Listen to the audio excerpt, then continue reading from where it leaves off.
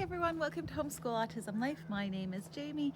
Today's video, I'm outside again. It's a glorious day, nice and warm, and last time I did this, the wind wasn't too bad, so I thought I would do this again.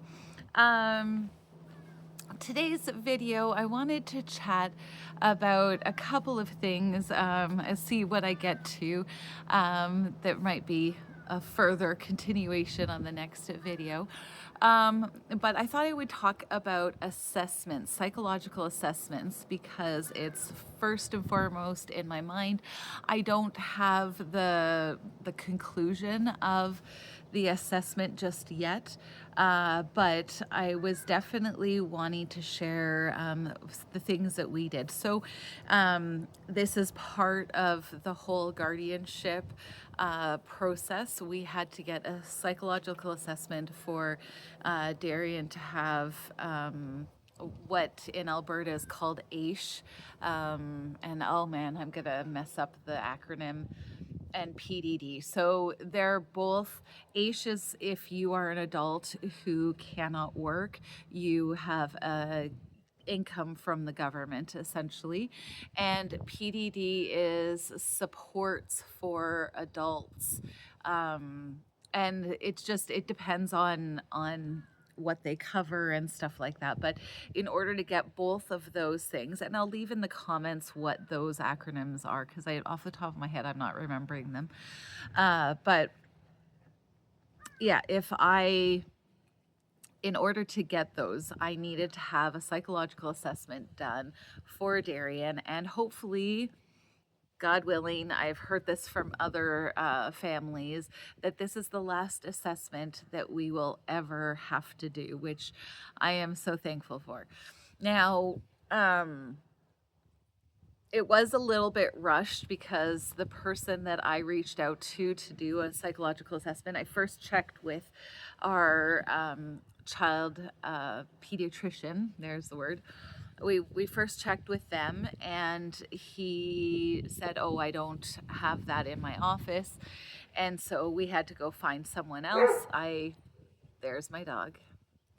I had to find someone else, and I just kind of Google searched clinical psychologists for children with autism, and we went over there and we had to do the test because apparently there's two different in Alberta. I don't know about anywhere else, but in Alberta there's two different tests, one for children up to the age of 17 randomly, and then the adult one from 17 on up. And as Darrion was turning 17 in quick order, it was very rushed, and I did not enjoy that process because I was like, 18 is where everyone else says it's like, yeah, and so I don't understand that, and he didn't really explain it, so I was like, whatevs. But it was important for us to actually try and figure this stuff out and get it done. And the one thing that I really wanted to share is this particular clinical psychologist was excellent. And part of the reason why he was so excellent was because I asked some pretty pointed questions in the first initial contact. I was very clear about me being in the room. I said, you are not going to get any sort of good read if you don't understand. The other thing that I said was he's had trauma from like individuals talking about him as if he's not in the room, and that has really affected him, and the feeling safe, and the demands are very we believe as his parents, he's never been officially diagnosed with this kind of offshoot in, sorry, I think my son is bouncing in the in the house and it's making my camera bounce. but I said we believe he has pervasive demand avoidance. He's never been officially diagnosed with that, but we truly, that's, when I say he has a narrow learning window, I've said that I don't know how many hundreds of times on this channel. um, and a part of that is if you're not, um, sorry, I'm laughing because my son is totally bouncing this camera from inside the house. Yeah, if you are not aware of that, it's kind of something that we've just recognized. We'll say, Darrion, have fun, and he'll be like, no, no, no, no, have fun. And I'm like, okay, have a horrible time. No, no, no, no, have a horrible time.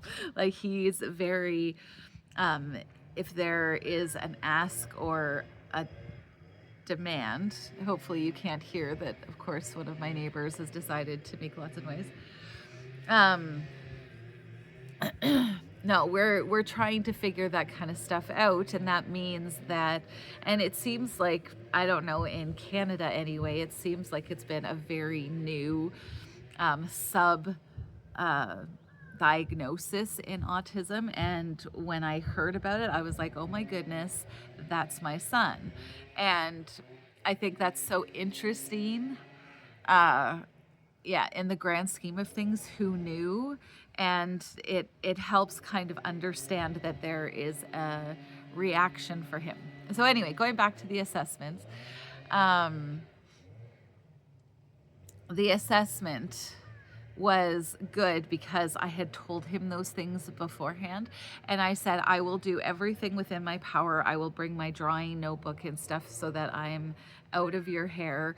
But I was like, the initial get to know you is going to be one of it's going to be one where he's not he's not talking to you. I was like, I'm gonna bring some of the games, and we can play one of the games that he knows and feels comfortable with as a way to start the process. And he was completely willing to do all of that. He was really understanding of just the things that I was saying. There wasn't censure like there had been in the school system or in the medical system, like, oh, you're blinded by love, you have no idea. He was actually very he was like, your child the best. And I'm just, by God's grace, we found that one. His name was JP, and he was lovely. And if you are in southern Alberta, I highly recommend this. And I will, if you would like to have that name, I can give it to you if you send me a message, and I will private message you or something. I'm not sure if I'm allowed to advertise his name and the company very openly. So anyway, I highly recommend him because he actually said at one point, he was like, if I have any questions about the assessment and stuff, can I call you? And I was like, of course.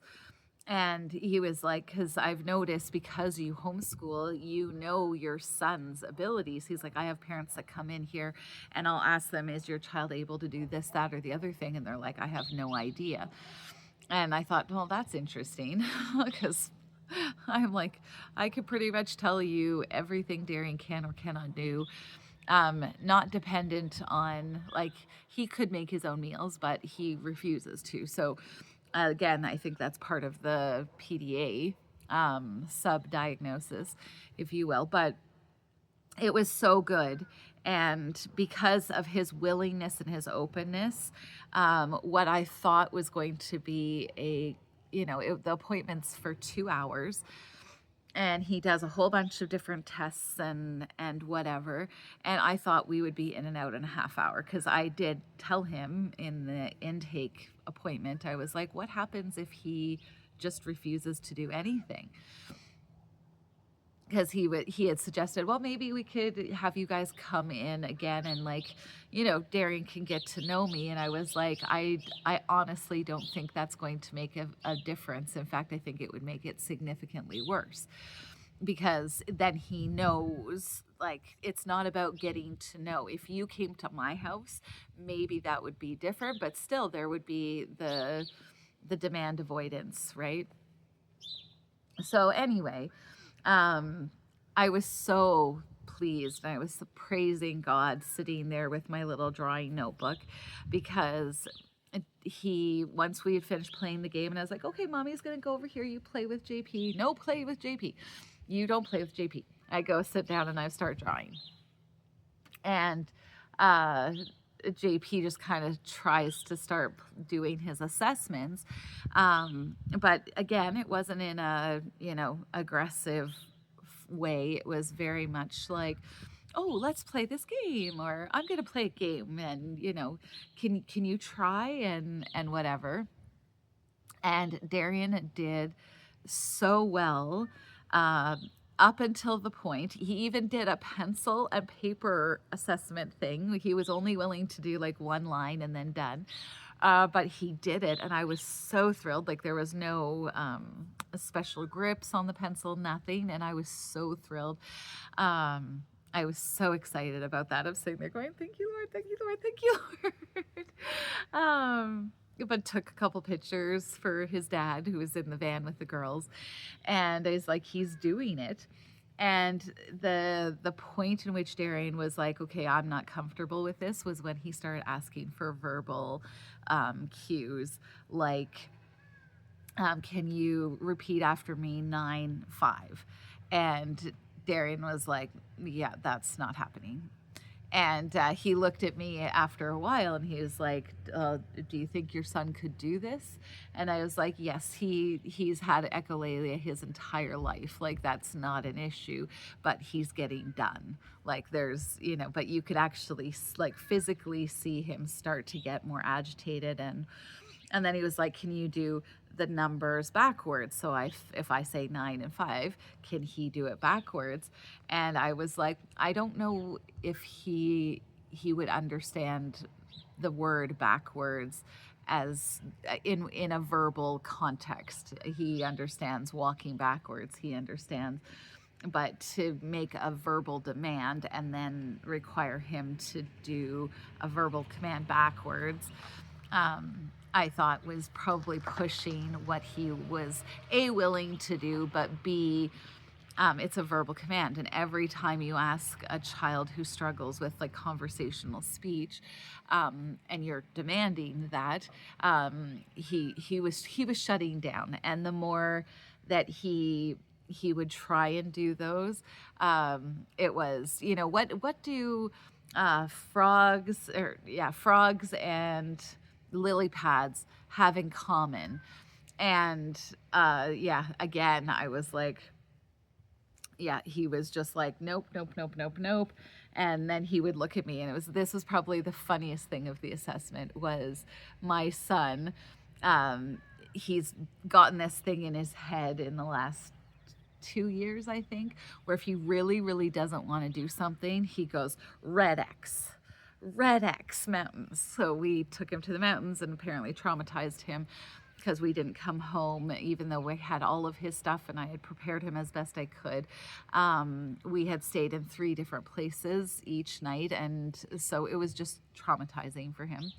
And so now we can only do one sleep at Christmas time, and that's it, at his uncle's house. But he's like, red X JP, and then all done, and red X JP, and then all done. He kept having me say it. I'm like, yeah, no, red X JP, but he would do it like directly into his face. I'm like, I'm sorry, I've never had him do that. And again, because JP was so gracious, he actually said, thank you, Darrion, for letting me know just how you're feeling and stuff. It was like, it was so gratifying, right? But yeah, no, as like he's trying to do these things, and he'd look at me and he's like, do you think that he can group animals together? And I said, yes, I think he in his head can. I don't think he has the words to articulate, oh, the frog and the lily pad are from a pond. is like, can you give him, I don't know about these tests, they said, but can you give him a this or that? The horse and the cow, they're from a pond or a farm, like, but he couldn't do that. That was giving him too much information for the assessment. And I'm like, okay, no worries. Like, then just mark that as no. So yeah, it was things like that that was quite funny. But the longer the test went on, the more he was like red XJP, all done, all done. And at one point, JP looked at me and he was like, "Well, do you think you could try and do this on there's a test that he wanted to do, more paper stuff?" And I tried, and Darrion did like one question because again, it was timed, which is never a good thing for Darrion.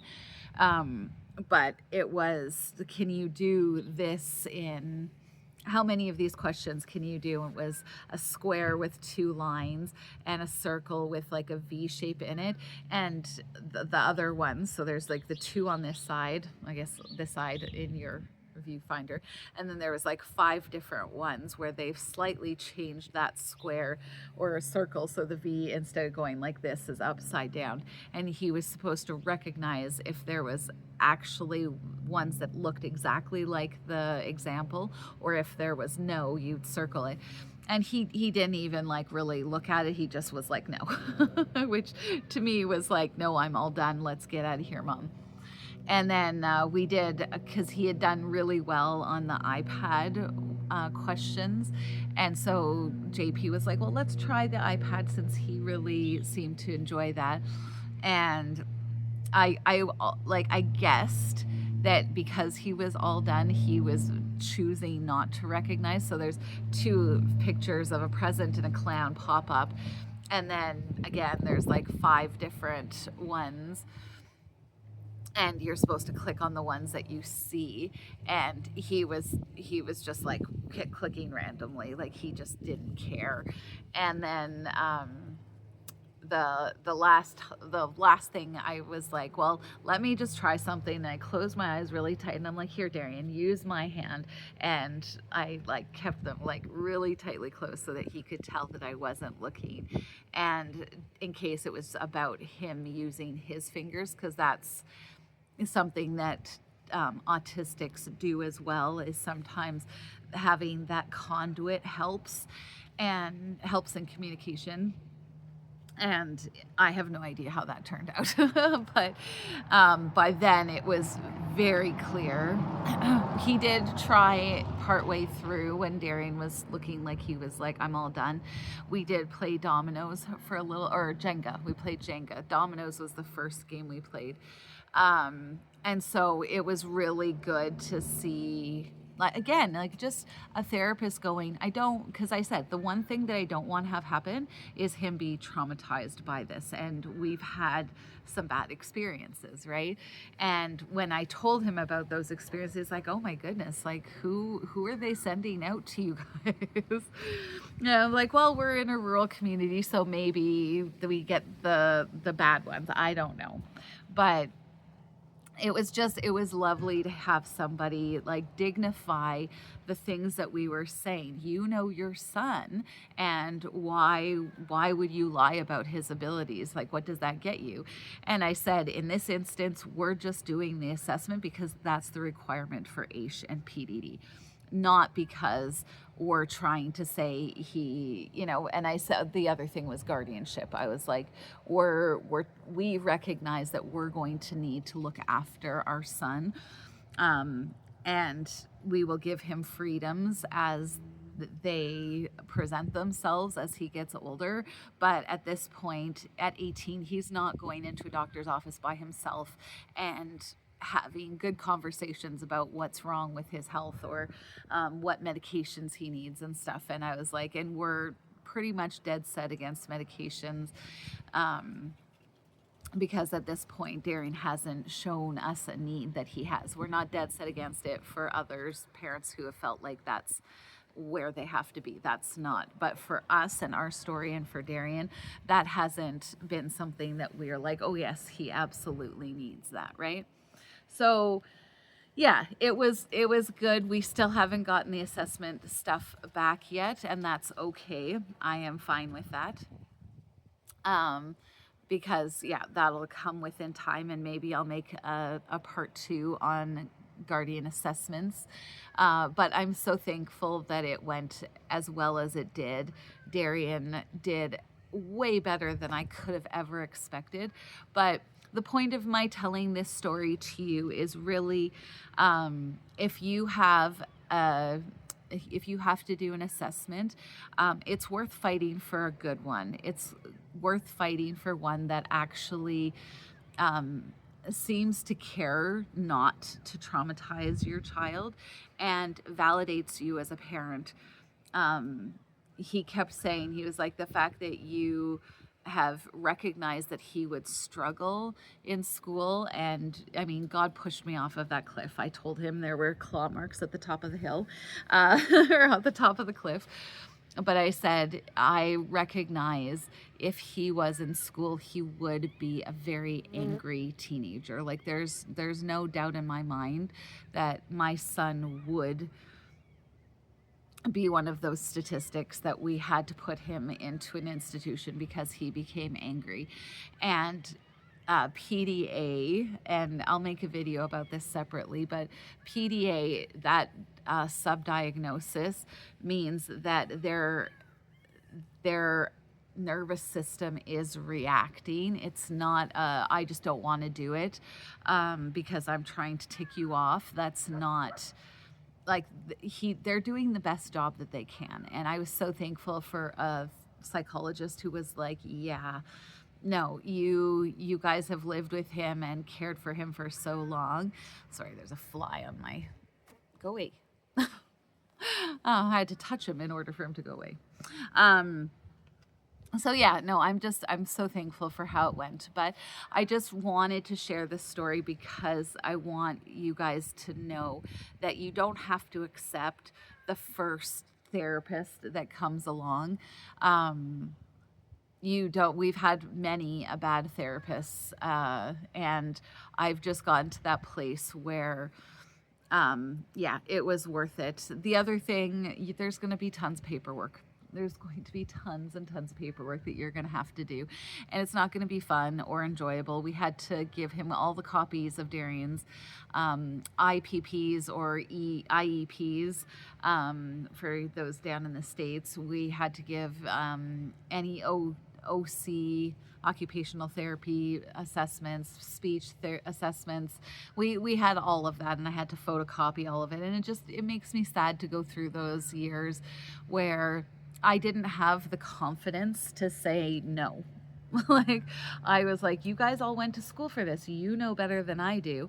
And it took me a while to learn that lesson, that no, they didn't. And yeah, they didn't have my son's best interest at heart. He was a number, and it was just an appointment in their day, and then they went home. And so it didn't matter if they caused him undue stress and stuff like that. So I hope this video helps. I hope it's something that if you have to do assessments, feel free to get a second and third opinion. And yeah, I will let you know in a part 2 of this video what the end result was. I'm expecting it to be he needs to be looked after by his parents. And yeah, that's our conclusion already. So nothing's really changing. Yeah, so I hope this has been helpful. We'll talk to you next time. Bye.